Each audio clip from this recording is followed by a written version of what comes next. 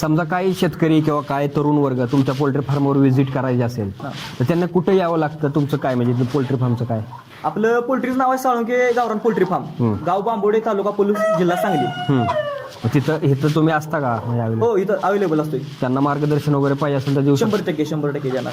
ह्यासाठी कोंबड्यांना पाणी वगैरे तुम्ही देतच असाल, त्याचं काय नियोजन असतं?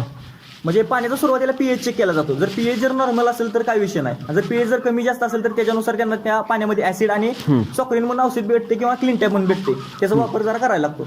त्यानं काय फायदा होतो? त्यांना डिसीज होण्याचे चान्सेस कमी होते. एक साधारणपणे कोंबडी किती वजन त्याचं असतं?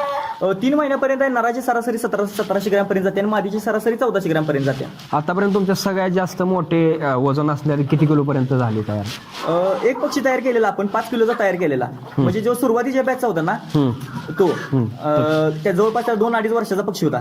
बरोबर. तो 5 किलोपर्यंत तयार झालेला. बरोबर.